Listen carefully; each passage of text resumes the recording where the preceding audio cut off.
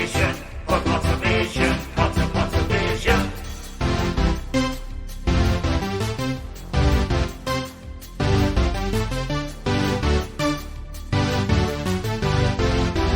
Pottervision, Pottervision, Pottervision.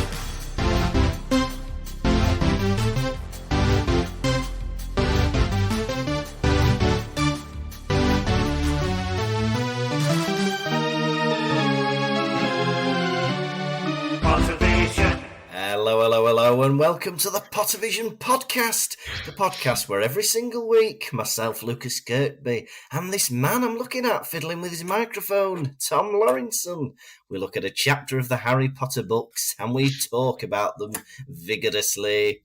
This week, we're on episode 88, Two Fat Ladies, if you don't mind a bingo term, and it's chapter 31 of book 4, The Third Task. Tom, how are you? I am well. If you can see through the video, I am bathing under the Earth's sun.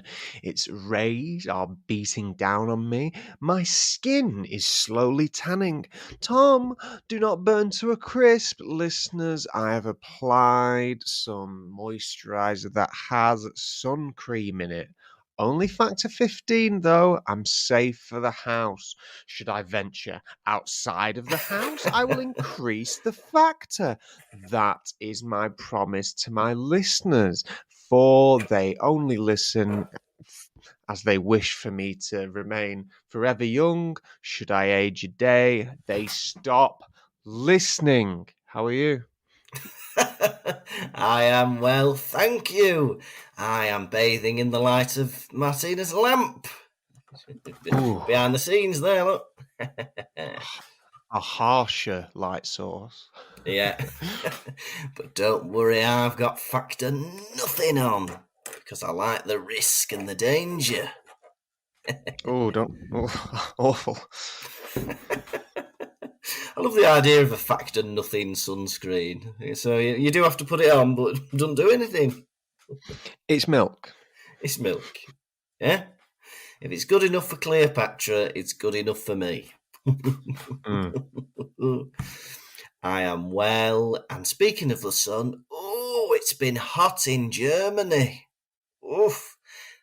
The other day, it was 34 degrees, and I'm not talking Fahrenheit. 34. I'm talking Celsius. And it was very, very warm. Oof. And I went for a walk the other day. I don't know if you can see, but I've got like a brown neck. Can you see that? Oh, yeah. Did you fall in a mud puddle or something? Yeah, I fell in a dog do. now I've got a brown neck. And I've not washed it because I like it. Has it been hot in the UK? Has it been hot in the UK? Yeah, I think we've had a bit of a heat wave. Friday was meant to be our hottest. I think we got up to like 26 degrees and then it started raining and the sun went away. It's funny though, before this podcast started recording, me and Lukas were laughing about how mucky all the other podcasts are. Like, say other people who have podcasts that we know, we always see viral clips of them. And it's always like, I don't know, they'll always be talking about sexual things in the viral clips a lot of time. And I was like, we're different, aren't we? We're different. And then I realised every episode, pee and poo. Well, we've got like 5-year-old mucky humour, haven't we? We're like bums and poo and trumps. Blowing raspberries. Yeah, pulling moonies. Oh, yeah. Yeah. What have you been up to this week, my boy? Well, I'll tell you then, shall I? Yeah. Right. So I'm going to go in list of priority. All right. Hope no one at work's listening, but, well, it doesn't matter if they are, but they are moving me again. Right? Oh, they've only just moved you, haven't they? Oh, you're telling me. They put a rope around my neck and they tugged me out of my seat without me like realising. Honestly, my windpipe was crushed. I was like this, like as they took me off my chair and they dragged me across the office floor. I was getting carpet burns on my knees and elbows and tongue. Yeah. Yeah. And then they rub my nose where my new desk will be, and it stinks. Oh, don't like that. Right? And then they bash my teeth on the keyboards and they say, "Do you like it? Do you like it?" I said, "I don't like it. This Yeah. is, if anything, this is like battery. You're upsetting me. This hurts me." Yeah, to use the English. Yeah. Oof. Me duele mis dientes. Yeah, when you Yeah. hit me on the keyboard using my teeth, me duele mis dientes. It hurts me teeth. Comprende? Exactly. Right. Right. Number 2 in the list of priority. I went into town yesterday because I had to quickly record me doing some stand up for a little video that I'm doing. Yeah.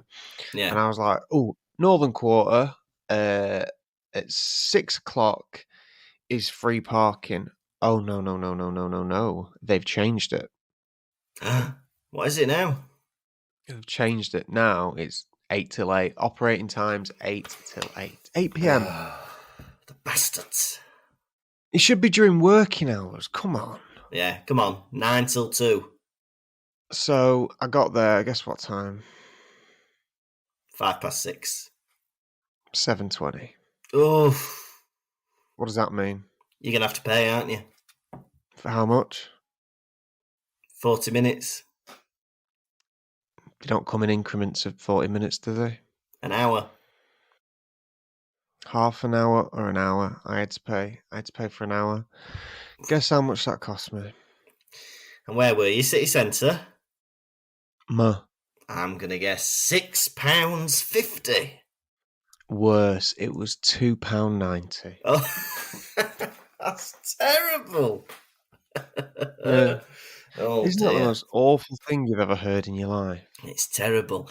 I feel like these updates are always about how either you've been, come to misfortune at work or parking.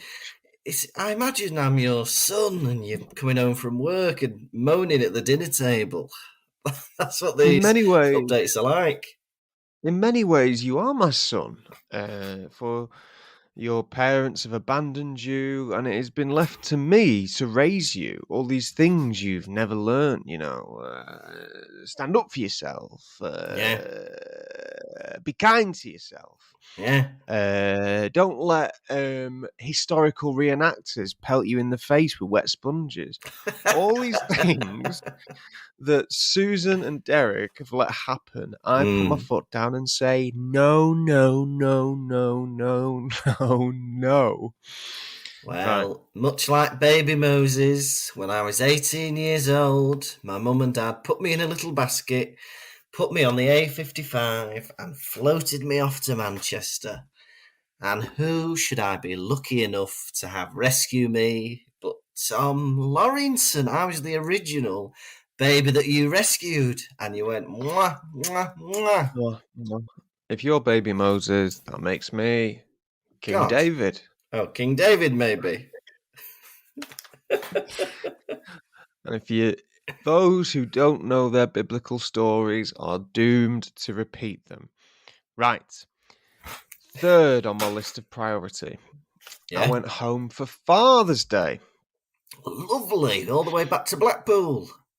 It was Father's Day by the time this comes out a week ago in the UK. I don't know what Americans doing, when I their think America's Father's Day. actually the same day. I think it's Europe that's on a different day. America has a different Mothering Sunday, Mother's Day to the layman. Yeah. Right. I went home. It was a good laugh. I gave me dad a jacket, and we put my eldest sister Sophie in a big industrial storage tub, and we got a picture taken with that, and we revealed her, and it was a great laugh. Yeah, I think Sophie's about 20 years older than me, so I don't know what she's playing at. Immature. You'll definitely get a text about that, Tom. Make sure to message me privately, Sophie.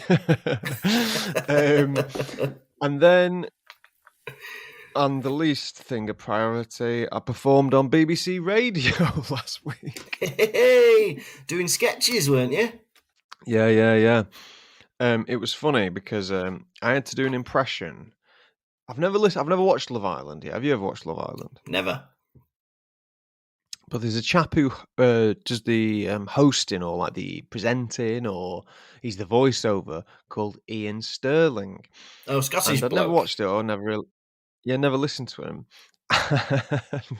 And they said, "All right, you've got to be Ian Sterling in this sketch." And they played me a bit of his audio, and I was like, "All right."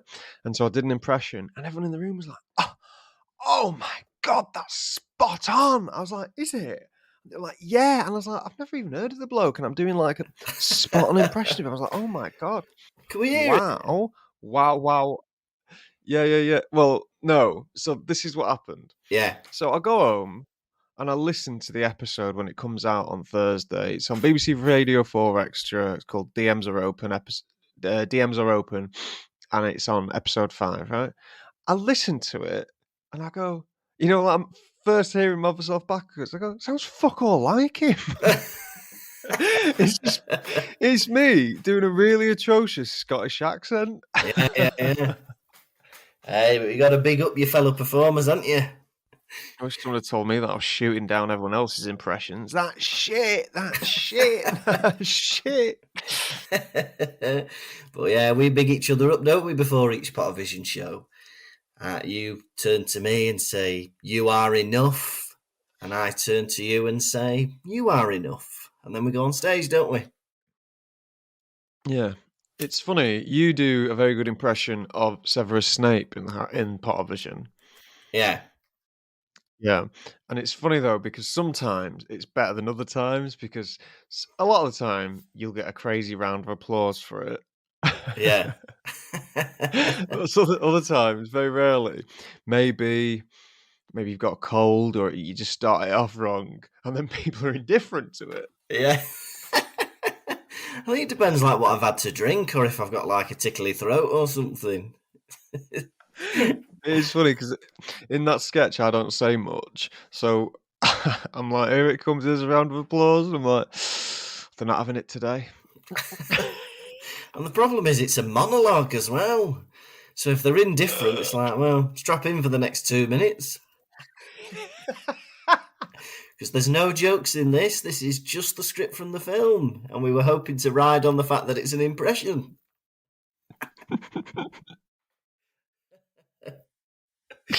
Never People mind. in the audience start looking at their phones. The staff turn all the lights on. What do you say? People on the phones go, "Oh, it started back again." When you start talking.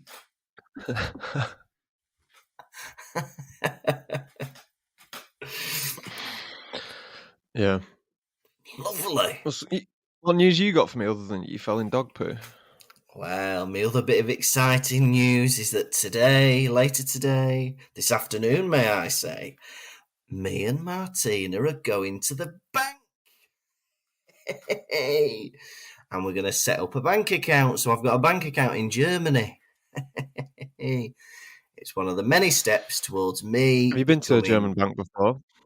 I have in tow with Martina, but never for my own sake. Well, we went the other day to book an appointment, but that was the first time. Martina's probably not told you, but when you go to a German bank as an international person like you are, you need to wear like a certain attire to show respect. Oh, yeah. Borrow a pair of someone's tights, and you need to put them over your head. And it's a sign of modesty. It'll push down some of your features. Yeah. And if you could go in with a sack with a Euro sign on the front to show to them that although the sack is empty now, you intend to fill it up and fill up the bank account that you'll give them. Fantastic. And I've also heard it's good to bring in a gun as well, just to show them that you're serious about opening an account. And if they say no, say, "If you don't let me open an account, I will shoot myself." Yeah, exactly. Yeah. And it will be on your conscience.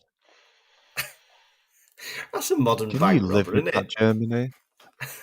What? Walking in with a gun to your own head. I won't hurt you, but you'll feel guilty, won't you? How much do you want? How much do you want? €300. I'll give you that myself. That's loads, according to my mate. What did you have for breakfast today? Oh, I've been very, very naughty. I've not had any breakfast. I was quite good the past couple of days. I've been eating muesli. I've been eating honey and almond muesli. And I even had a chicken salad yesterday. I've been very good. And a pea soup. Muesli, chicken salad, pea soup. Muesli, chicken salad, pea soup. Very healthy, but it sounds like to me that'd make you a bit weak. Have you been feeling fatigued, old boy? No, I've been feeling full of vim. Raring to go to give you a chapter rundown. Fuck all's happened to you in a week then, hasn't it? Yeah. I'm going to the bank today. I fell in dog poo and I've had some chicken soup. And the dog poo one wasn't even true. I just walked about in the sun. You need to start wearing a lot of sun cream on your face. I want you looking eternally young. Yeah, I'm going to be a bronzed Adonis by my wedding. I want Pottervision audiences to look at you and say, God, he doesn't look a day over 23. And I want them to say this on your 40th birthday. Pottervision listeners. So when you're running to the Pottervision shows, when you're running into the crowd blowing raspberries at people won't think it's unusual that a man in his 50s is doing it. They'll think, oh, it's a 23-year-old man, not a 50-year-old man. And that's why I do my skincare routine. Yeah? It made me realise, Yeah. we're in chapter 31. This book is ending. I know, it seems to have come round suddenly. It's wrapping up. It feels like only yesterday we were on the second task, and all of a sudden, third task. I know, I think we've only got about 5 chapters left. Well, let's not delay anymore. Let's have a rundown.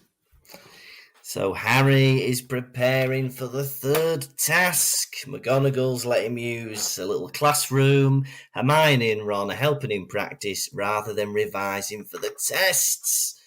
Anyway, the morning of the third task comes, and who's there to support Harry? They say, "Oh, there's some family members to support you." He goes, "Oh, it's not the Dursleys, is it?" No, it's Molly Weasley and Bill. And he then takes them on a tour of the school. He has dinner with them. They have an absolutely fantastic time. The time for the task is upon them, and they turn up, and the hedge maze is massive, and they go in, and there's all sorts of creatures going about. There's massive blast-ended scroots, there's spiders, there's Crumb using the Crucio curse on Cedric. And it's all bloody horrible. Harry breaks his leg. Cedric gets attacked. They save each other millions of times. And they then decide, we both deserve to win it. Let's both put our hand on the trophy at the same time. And they do that. And then suddenly they were about. And that's the end of the third task chapter. Wow. What a chapter. It was a short rundown, but it was a long chapter.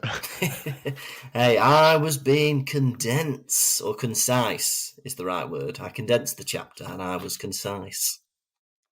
Yeah, you were cute, weren't you? I was very cute. Harry looks out a window and Malfoy is using a walkie-talkie. I'm a little blonde boy. Over. How about on the roof? Over. Never's got a fat ass. Over. Why is he using a walkie-talkie? Is this what they think Rita Skeeter's up to? Through some device, through Yeah. Malfoy or something? Yeah. I thought it might be revealed this chapter, but you still don't know how Rita Skeeter's doing it. Have you got any like premonitions of how you think she's doing it? The only other thing I'm thinking is that Fred and George use one of them dangly ear things, don't they, in the film, where they've got an ear on a string and they Oh listen. yeah. So that's my next idea. Maybe they've got a dangly ear and that's what Malfoy's talking into. I don't like the idea of Malfoy having his hands on a dangly ear. No, I don't. Especially knowing it's a middle-aged woman's Rita Skeeter's. Did you hear about that Tom Felton is now Guy Fawkes? What? The actor who plays Draco Malfoy Yeah. is now portraying Guy Fawkes in something or other. That's lovely. How about under the Houses of Parliament? No. Tom, Guy Fawkes wasn't Australian. I hope nobody catches me with these barrels of gunpowder. Tom, Mr. Felton, just do it in your normal voice. Hang on. He's Googling the gunpowder plot. Come on, Wintour. Come on, Catesby. Let's assassinate King James I and restore a Catholic monarch to the throne. Right, Tom, you're supposed to have learnt these lines for this film. What are you doing? Those aren't even the lines. Remember the 5th of November, but also remember on the 31st of January, I fell from scaffold where I was to be hanged and they broke my neck, thus avoiding the agony of being hanged, drawn, and quartered.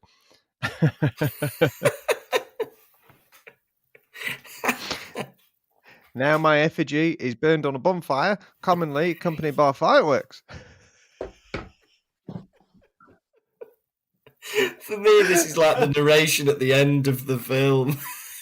So the final scene where he gets like burnt alive and the flames going up. And now, commonly, my effigy is burned by fireworks.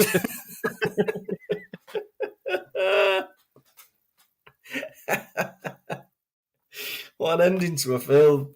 I saw some tweet the other day. It really made me laugh.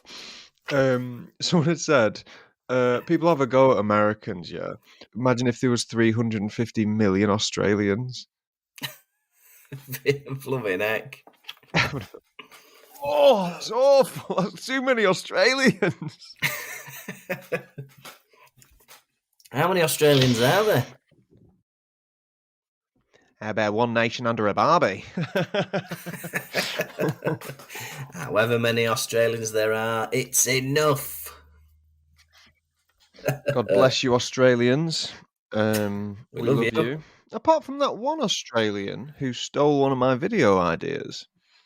Oh, which video? The one I did a video that's like when like a weird bloke comes sits with you at a pub. It's a man comes and sits with you, and then like it got like a load of views, and then just some Australian boy who's already like a massive account did it as well. Oh, I'll just do it as well. Like word for word. No, he changed bits, but I was like, no, Australian boy, you think your own ideas. Blimey. Anyway, let's get back to this Pottervision podcast. Oh, yeah.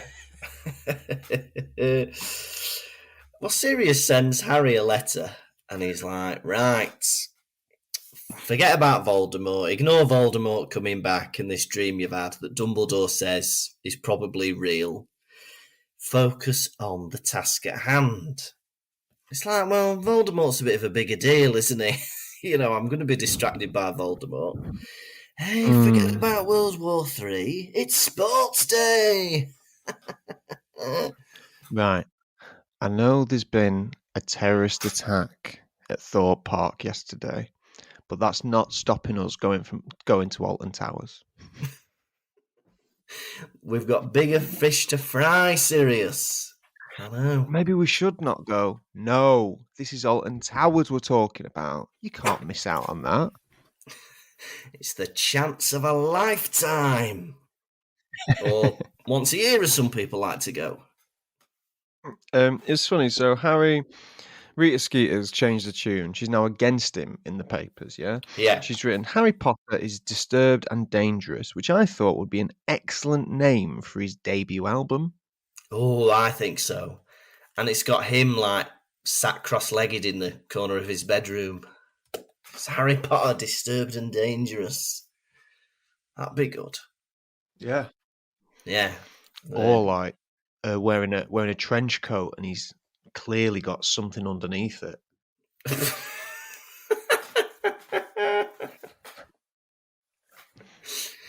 Yeah, I like it. Want to buy a sundial? I'd love to hear a Harry Potter album. Well, speaking of Tom Felton, he does songs. He's on Spotify. Is he? Yeah. If you search Tom Felton, he's got quite a nice voice, may I say. Waltzing Matilda, you'll come a waltzing Matilda with me. Amongst others. Do you know what's mad? Imagine if we ever got to meet Tom Felton. Oh, Tom Felton, we like to pretend you're Australian. Why? Well, in Philosopher's Stone, you say, how about on the roof? With a slight Australian twinge. No, I don't. We think you do. Hey, we've been playing off that for years, so don't you deny it now.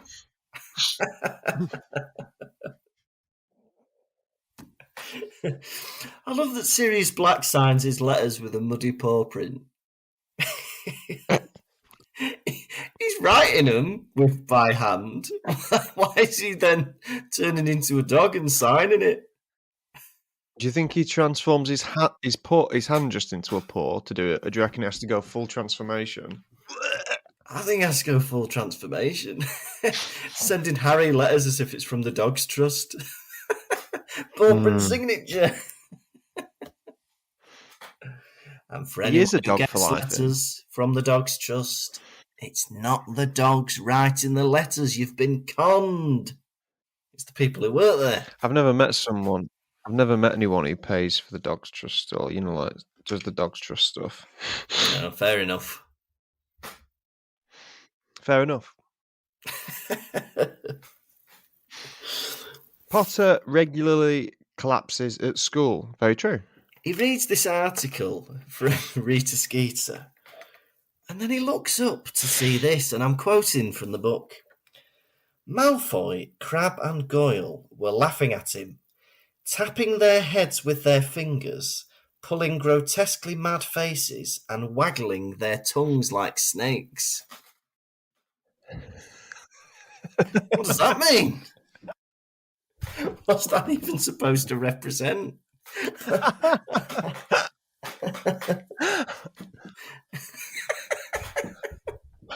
All three of them at the same time. And listeners, you stood near them. Need the video versions of the podcast to see what we're doing.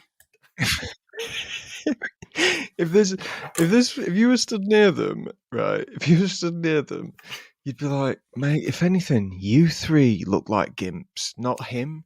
Like, he might have an article written. There's been a slander piece about him in the paper, but what are you three doing?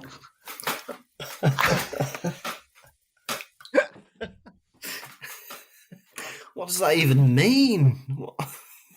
What's it even supposed to represent? Oh my God. If you're not watching the video version of the podcast, you are missing out. Lukas, join me. Harry, as a triwizard champion, is exempt from all of the exams from this year, but he still has to be in the room for all of them. They've got a history and exam, and he has to sit at the back twiddling his thumbs. You might as well give him a paper. Yeah, have a go, lad.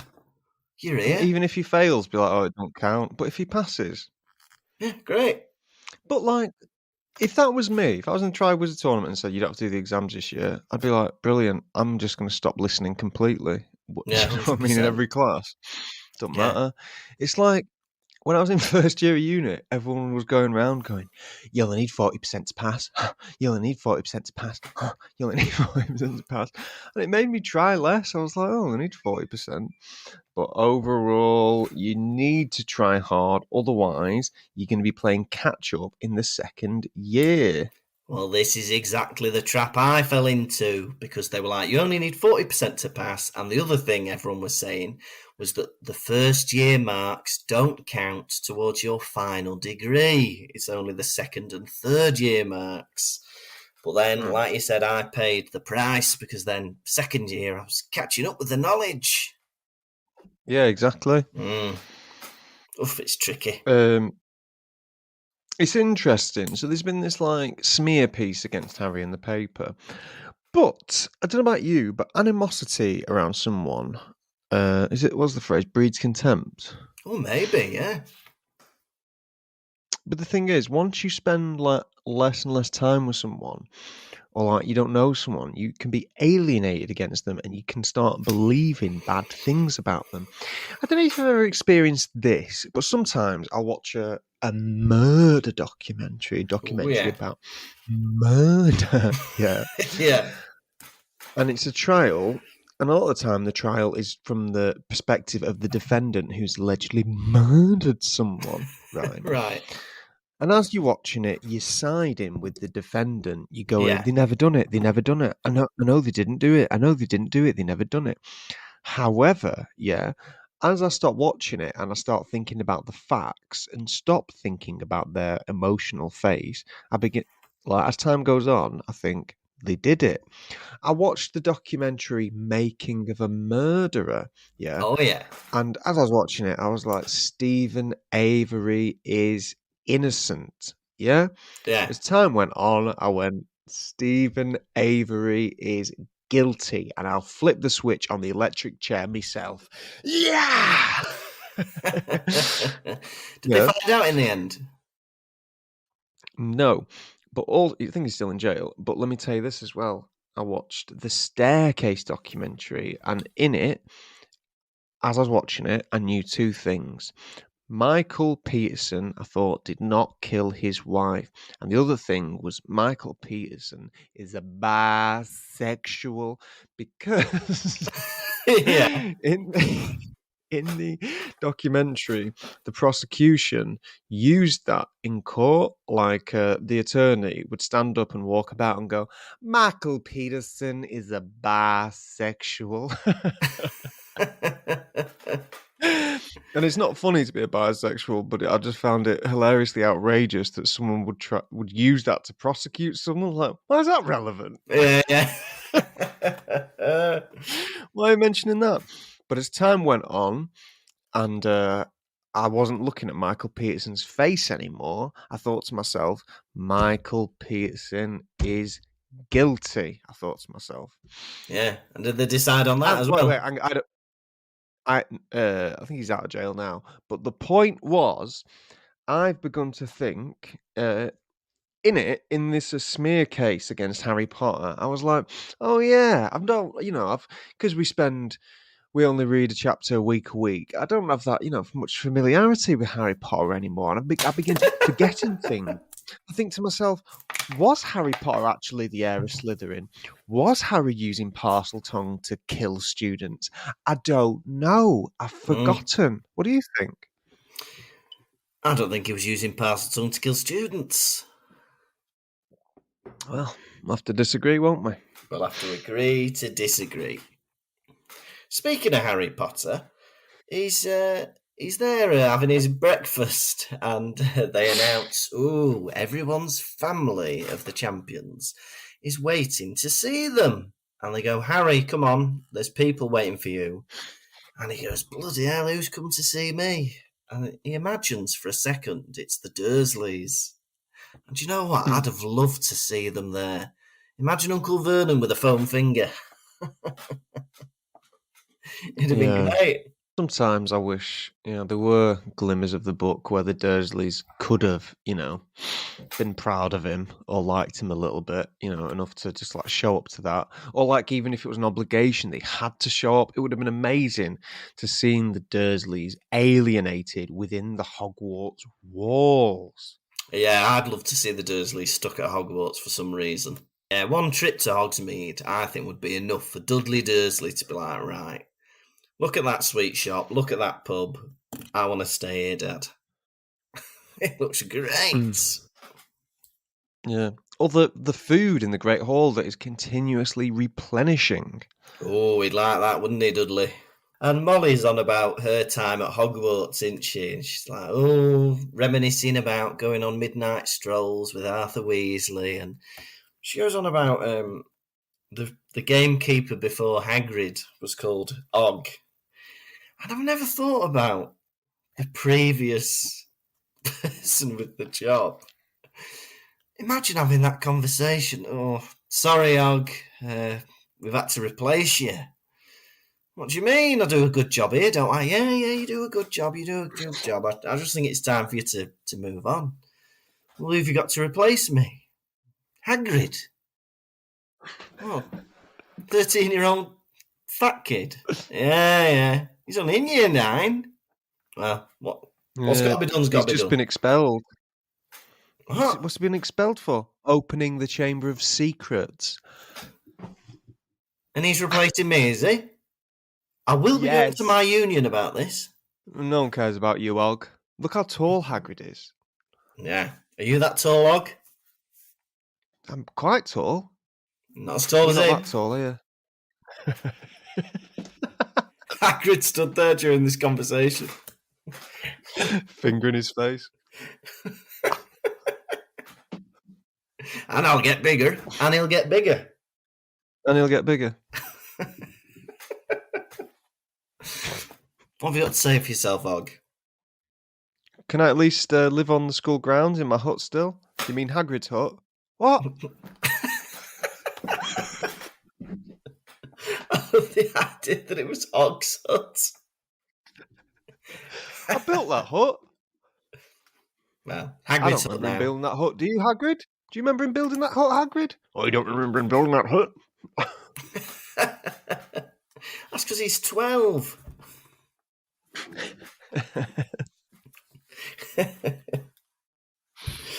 Where can I live?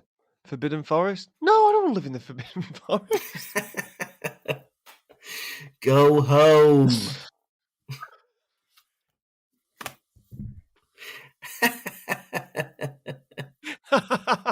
Og is my new favourite character. I love Og. The most normal character in all of Hogwarts. He's called Og. Dismissed. So Mrs. Weasley also said, she was like, oh, yeah, I remember creeping around at 4 a.m. And Bill's like, what are you doing creeping around at 4 a.m? And she's like, oh. With your dad, wasn't I? Getting fingered, son. For God's sake. So were they in different houses then? Because the fat lady is... Because she implies that he doesn't come back with her to the common room. So she was in Gryffindor and he was in a different house. Is that what we're getting from that? Well, but maybe they were like creeping out to not be in the common room together. Do you know what I mean? Oh, maybe. Let me have a look. Arthur Weasley house. Maybe they were creeping around. Like, yeah. Come on. I don't know why Hagrid's there watching. Come on. Oh yeah, they were both in Gryffindor. It really makes me laugh. Bill was like, oh, look at this old place.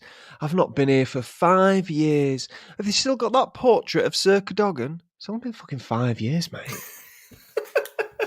5 years? It's obviously been there for centuries. Oh, It's been ages since I was here. Still got the Great Hall. Yeah, they've still got the Great Hall. The biggest room in the castle. Dipshit. How about the Forbidden Forest? That's still knocking about, is it? Yeah. Oh, Dumbledore, you're still working here, are you? Yes. It's only been 5 years. 4 houses. It's still, Gryffindor, Slytherin, Ravenclaw, Hufflepuff. What else would it be? They're based on the 4 founders of Hogwarts. Thought as much. Yeah. Hey, look, all these new teachers that weren't here when I was there. One new teacher, Madame Moody. That's it. Oh, God. Do you remember me? Yeah. Yeah. You're 4 years above me. I'm still at the school. Of course I remember you. Do you remember me? I'm your brother. I just want to be remembered. When I was here, where the castle is now, the lake used to be, and where the lake is used to be Madame Sprout's pantry. No, it didn't. Huh? What are you on about? No, you've moved it all. You've moved it all. We haven't moved shit. Hey, look, there's 5 new names on this Quidditch trophy. It's been 5 years. 5 more teams have won it. I'm trying to prepare for the 3rd task. Cut your fucking hair. That's mad, isn't it? They're about to go to this task. It's the first triwizard tournament in 700 years, and they might die doing it, and it's eternal glory and 1,000 galleons. Hey, but you'll have to take your family round for a day-long tour beforehand. What? Thought I might have a nap. Get myself ready. I don't have a family. Nice. Knees up for me. You take Ron's family round. Well, if your family aren't here, we get someone else's family. Weasley's was busy. Here's Neville's nana. Fleur Delacroix, one of the most sought-after people in the wizarding world, yeah? Mm. Does she go on to marry Bill? Yeah, she does, yeah. Do you know what's mad about me? So I've read the books, I've seen the films. I thought that was 2 different Fleurs. Did you? Must be another Fleur. I thought that's a different Fleur. I thought Fleur Delacroix went home to France and lived out her life there. And then Bill met someone else called Fleur. Maybe. Hey, but there's something about that ponytail, isn't there? That ginger ponytail. That tooth earring hanging down. That lip bar. Gets you going. Gets me going, everyone. Made me laugh as well. Mrs. Weasley at one point goes, oh, she sat there having the feast at Hogwarts. She goes, oh, it makes a lovely change not having to cook. Who are you cooking for? Your kids are all at school all year. It's only you and your husband. Oh, cook. That's all I do. Let yourself a butty. Work. He's at work all day. 1 meal. Oh, they stretch me so thin at home. I've got to wash me and my husband's clothes. I have Magic doing all the cleaning and washing up. And then I've got to cook a meal. Oh, Mrs. Weasley. I'm so hard done by. Oh. Her husband coming back to a 10-course dinner. I won't be able to manage it.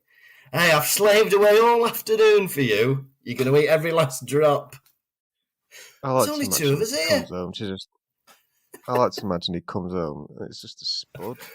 Oh, I've been slaving away cooking that tatty. You wouldn't mind, would you, love, putting in your own cheese and beans? It's just... Oh... Exhausted.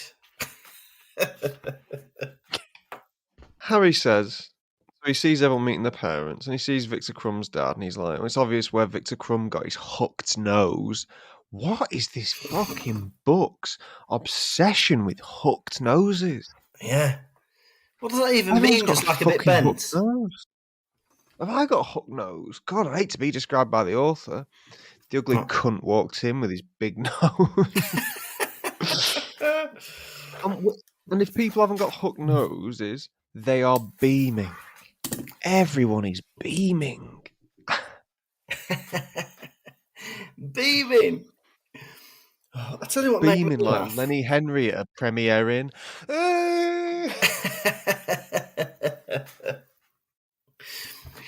So they take them all down. Well, they take the champions down to the first task in front of the hedges, the hedge maze, and then the crowd start filling in. This is the only sporting event I've ever seen where the competitors come in first, then they start letting in the spectators. It takes like an hour to fill up a stadium. We've got to just stand here, haven't we? Sounds like they're doing it Pottervision style. Lukas Kirkby, for some reason, greeting every member of the audience as they come in. Welcome, welcome. Everyone must be a member of staff. Welcome, welcome. And then you run on stage, and I come out from behind a curtain. Pottervision is performed by a member of staff and Tom Lawrenson. Well, if that's the case, I've had about 20 jobs this year, all at various theatres around the UK. What's funny is we've done our Pottervision show for years, and the live show, we never tell the audience who we are. No, we don't, do we? We just do it. Like, so if people don't listen to the podcast and they don't like, which is a lot of the case for audiences, but if they don't know who we are, we're just two men who walk up, and it's like we're never given any names. So when people must talk about it afterwards, it's like, oh, there was that one and that one, that one and the other one. Which one do you mean? There's one with long hair, the one with short hair. So Harry's in the maze, and can I just say, I'm actually pretty impressed with Harry in this chapter. He's using a lot of skills that he's developed over the years, that he's been practicing over the past few weeks. He's using this spell to figure out the compass points, because he always seems to have a good idea of where he is in the maze. He gets rid of a boggart, he gets rid of a dementor, he gets rid of a scroot, he gets rid of a spider. It's very impressive, I think. A lot of I wish they had been in the films, all these things. Yeah, I do. Would have been amazing. A sphinx. A sphinx has never been utilised in a film, has it? Never, ever. Not in any film, ever. Well, maybe in one of them olden films. Oh, do you yeah. know what I mean? Yeah. Where it's a bit of clay. You know, like a Medusa film. Yeah. Oh, yeah, like Jason and the Argonauts or something. Clay.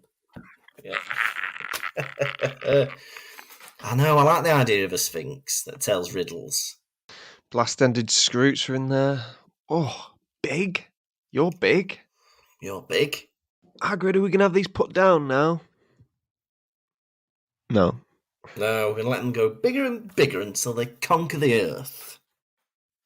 Do you know what I would love? If my favourite, you know, there's a portkey at the centre of the maze. Yeah. Do you know what would be much better? Go on. Og. I'd love Og. This is where I live now, right? They've not let me stay in the hut. I've just been in this maze for 50 years. The third task. All triwizard champions shall venture to the middle of the maze and meet Og. Coming out. I met him. You're the champion. You're the champion. Hang on, we need it verified. Og, did you meet this boy? Yes. He's the champion.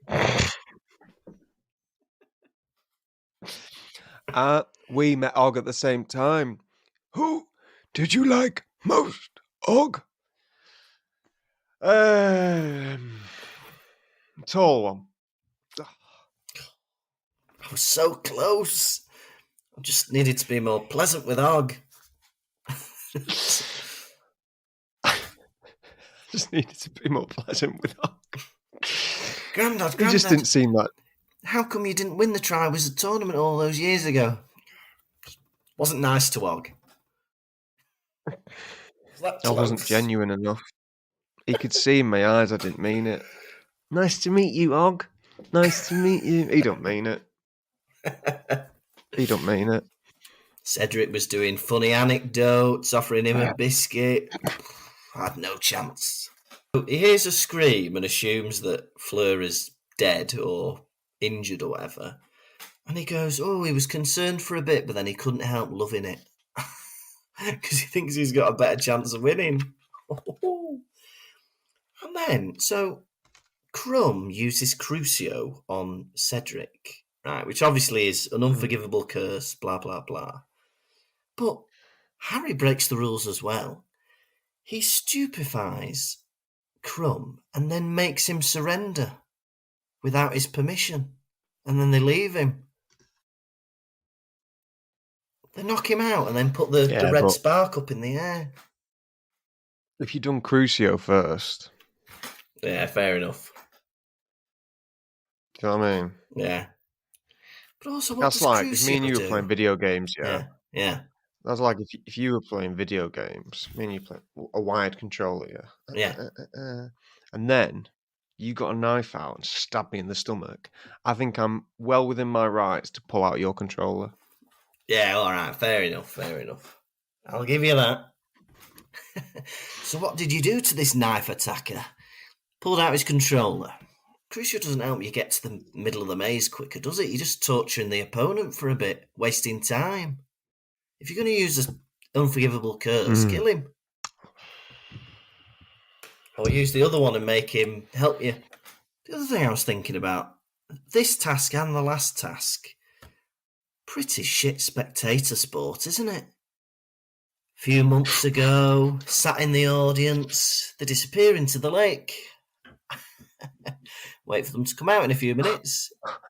Hey, don't worry, I know we didn't see much action, but the third task is coming up in June. Right, off they go into the maze. Right. Headmaster, can I carry on with my revision, Headmaster? No, all Hogwarts students must watch. Watch what? Watch what? The band will be on in a minute. Right. Silence! Silence! And then they finally get to the old trophy and they agree to touch it. And it's like the ending to me doesn't make me think they're in danger. It just makes me think like something's happening that they win it. Because it just says like they swirl around a bit or they get pulled away. For all I know, they might be portkeyed to the winner's podium or something. Pottervision. Right. How many Oggs in the centre of a maze are you giving this chapter out of 5? I enjoyed this chapter, I did. I really enjoyed the actual task. I thought the bit before was a bit of old guff, walking the Weasleys around the school. But I enjoyed this task a lot. It was very exciting. I like the Sphinx, I like the spiders, the Scroots. It was very fun. I'm going to give it a pretty solid 4 Oggs in the middle of a maze out of 5. Oh, excellent. Now, for me, this chapter was big. So big. I could hardly get my head around it. Oh, very big. But honestly, it had everything I wanted within a chapter. It had really unusual things. It had a Sphinx grinning slyly. It had people beaming at each other. It had a hooked nose. And we finally learn about Og. For that reason, I give this chapter 5 Oggs out of 5. Brilliant! Pottervision. Right, are you ready for this week's edition of Quiz? Yeah. Quizzicky, quizzicky, quiz crew. Gonna ask you some questions, how well will you do? Quizzicky, quiz crew. Gonna ask me about Harry Potter, Tom, how well will I do? Boo-ba-doo-ba-doo. Question 1. What jinx did Hermione use on Harry? What jinx did Hermione use on Harry? The impediment jinx. No, the jelly legs jinx. Oh, no. Question 2. Which way did Harry's wand point at the second fork? North. Correct. Question 3. How long was the Scroot Harry encountered? 3 meters. 10 feet. Question 4. What is that? What spell? That could be right. What's 3 meters in feet? Use your maths. 3 meters in feet. Let's have a look. Come on, 9.84 meters. Will you give me that? Not all, it's 10. It's 10 feet. I rounded it to the nearest foot. No. What spell did Harry use on said Scroot? Stupefy. Impedimentia initially. What do you mean initially? You didn't say initially in the question. Well, he used Impedimentia at one point. I don't know if it was first or second, but unfortunately, you have lost the quiz. Quiz, quizzicky, quiz, quizzicky, quiz, quiz. Gonna ask you some questions. How well will you do? Quiz, quizzicky, quiz, quizzicky, quiz.